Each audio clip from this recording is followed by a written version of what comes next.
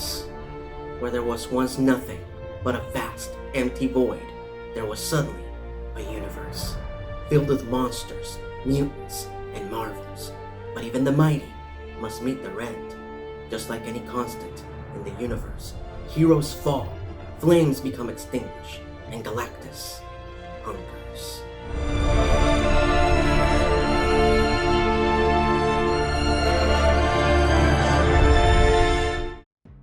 Greetings, fanboys and fangirls, I'm Erod and I'm the Blockbuster Buster, and welcome back to a look back at the Marvel Animated Universe. Now, when we last left off, the success of the franchise led to the Marvel cartoons occupying valuable real estate on the Fox network, with 4 shows running at the same time, a 5th one taking its place on UPN, and a 6th series in development and due to premiere in the fall of 1998. All of this escalated to a massive crossover that nearly involved all 6 shows. At which point, I want to give a shout out to Robert Hayes, who crossed over as Iron Man the most, appearing in 6 different episodes of Spider-Man and 1 of The Incredible Hulk, which of course culminated with his appearance on Secret Wars.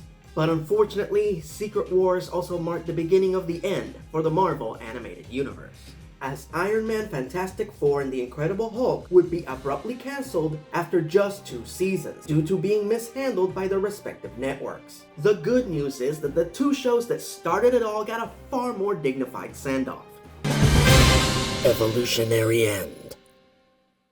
The creative team of X-Men the Animated Series intended to end the show with the very epic Season 4 finale, Beyond Good and Evil, which sees the X-Men team up with almost every character, including the villains, to stop Apocalypse from enacting his final sanction, take over mutant kind, and end humanity. Unfortunately, the show was just too successful and the network kept ordering episodes. So the fact that Season 5 just wasn't as well planned as the previous 4 seasons, combined with Marvel going through financial troubles at the time, led to the lackluster quality of the final season.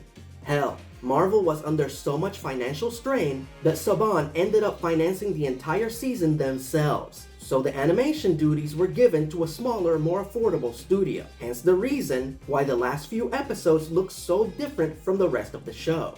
And thus, the official final episode of X-Men the Animated Series became the heart-wrenching Graduation Day, in which Xavier is attacked and exposed as a mutant on live television by anti-mutant activist Henry Gyrich. The attack leaves the mutant community outraged, which Magneto plans to use as the catalyst for a war between mutants and humans. But in the end, the Master of Magnetism puts his hatred aside when he finds out that his best friend, Charles Xavier, is dying. So Magneto joins the X-Men at Xavier's bedside for one final farewell.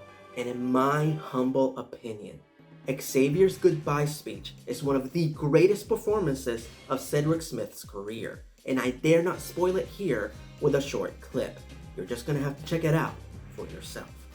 So after 5 seasons, 2 crossovers, and 76 episodes, on September 20th, 1997, X-Men the Animated Series came to a beautiful end.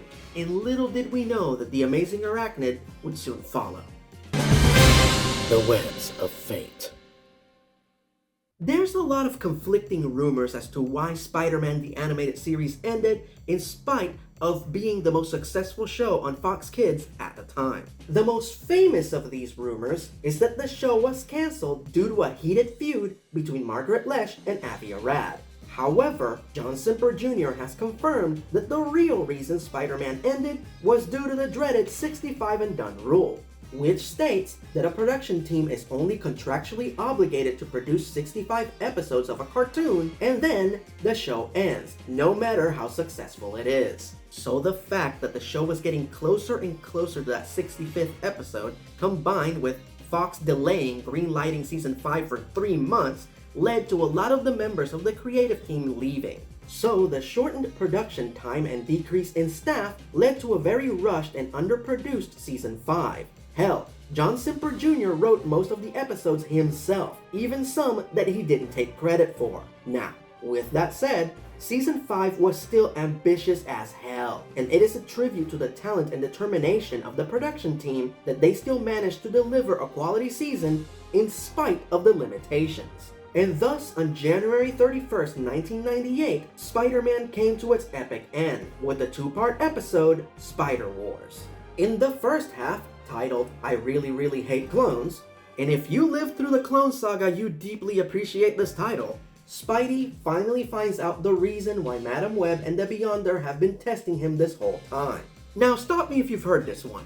They need him to stop the Kingpin from using a dimensional probe invented by Dr. Un, aka The Spot, for personal gain, made all the more complicated by a mystery villain who plans to hijack the probe and destroy the multiverse. So Spidey must team up with different Spider-Men from across the multiverse and Gwen Stacy to stop them. Yes, John Simper Jr. wrote this 20 years before Spider-Man Into the Spider-Verse was released. But there's a twist.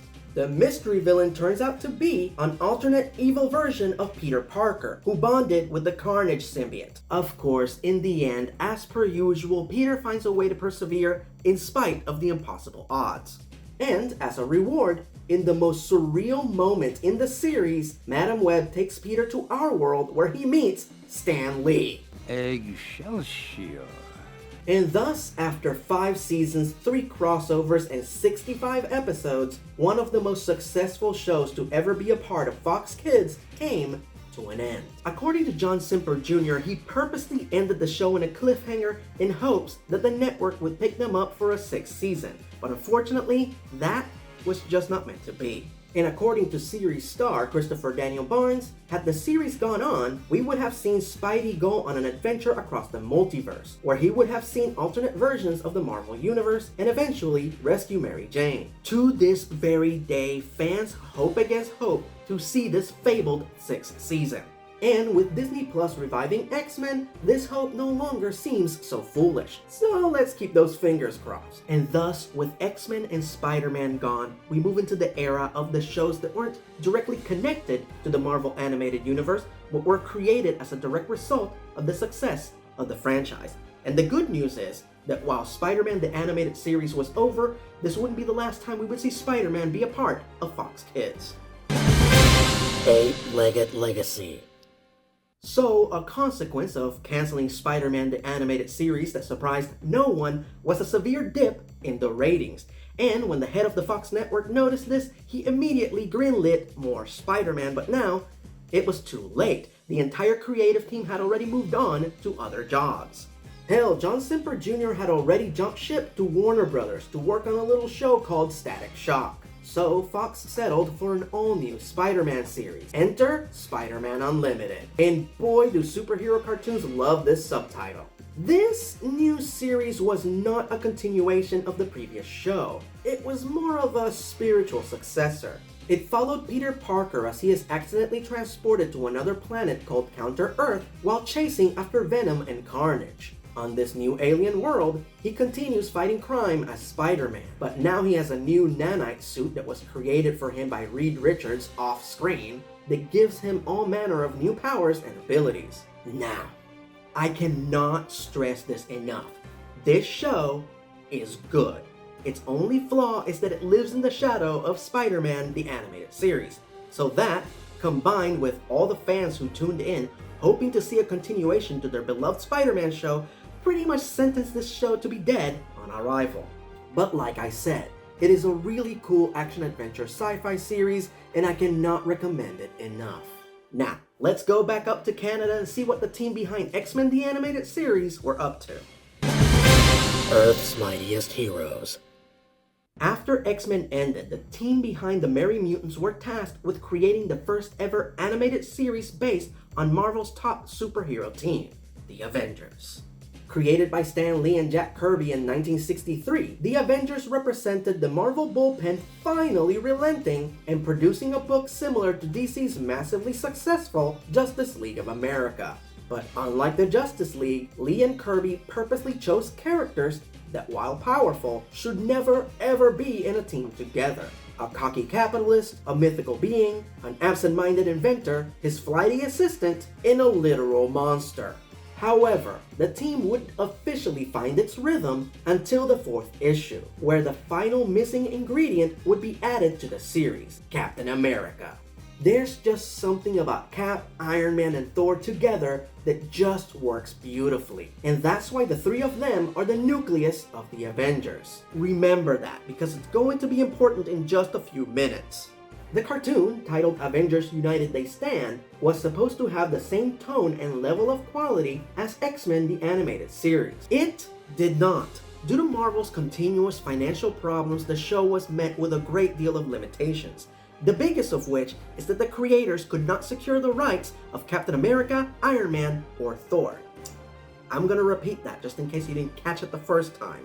They were producing an Avengers cartoon and they could not use Captain America, Iron Man, or Thor as recurring characters. Yes, in spite of the fact that all three of them are in the opening sequence and action figures of them were produced for the show's toy line, Thor never appeared. Cap and Tony did get a couple of guest appearances, but that's it. They actually made an Avengers cartoon without the three main Avengers.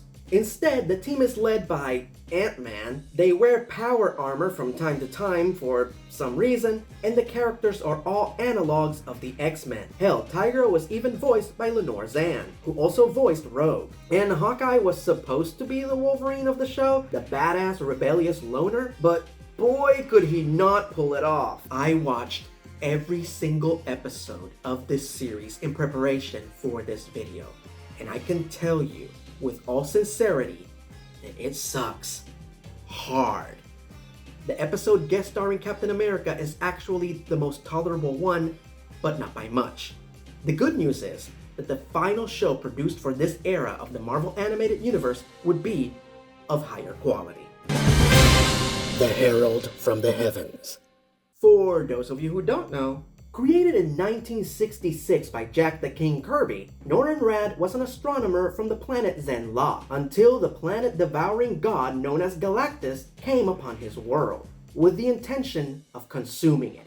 So Norrin bravely struck a bargain with the all-powerful being to spare his world, and in return, Radd would serve as his herald, surfing the spaceways in search for uninhabited planets for Galactus to eat, until the day that Norrin's memories return, and he frees himself from his servitude and dedicates the great cosmic power bestowed upon him to help others and combat other cosmic beings that would abuse their power, as the Herald from the Heavens, the Silver Surfer. While this show was initially supposed to be a spin-off of the Fantastic Four cartoon, that plan changed significantly, and eventually the showrunner, Larry Brody, recrafted it into so much more.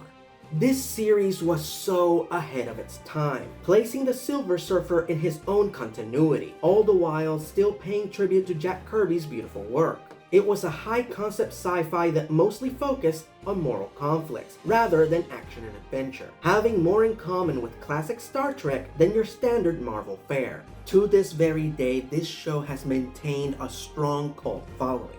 The question is, could this show have survived on a Saturday morning lineup? Unfortunately, we will never know. Because in 1998, Marvel went bankrupt, and all of their televised productions were abruptly cancelled, including SpiderMan Unlimited, Avengers United They Stand, Silver Surfer, and the yet-to-be-released Captain America the Animated Series. So why did Marvel go bankrupt? Well, that is a long story. The short version is that they overextended themselves and made a lot of bad decisions. The good news is that in a few years, they would recover. The bad news is that this marked the end of the Marvel Animated Universe. What started with a bang ended with a whimper, but for a while there, the House of Ideas had finally found their place outside of the comics, and we got to see our favorite heroes adapted properly, the way we knew them and always pictured them. The fact is that without these shows serving as proof of concept, we never would have gotten any of the early Marvel movies, and we certainly wouldn't have the Marvel Cinematic Universe. And while DC ruled the airwaves for a good decade and a half, for a brief time in the 90s, it was awesome to be a Marvel animated fan. Marvel has been jumping in and out of the realm of animation for the past 20 years without fully committing to it. But it seems like we're about to see a resurgence in streaming. And who knows, it might only be a matter of time before we see another Marvel Animated Universe. Personally, I can't wait to see it. Until then, I'm Erod, and I'm the Blockbuster Buster.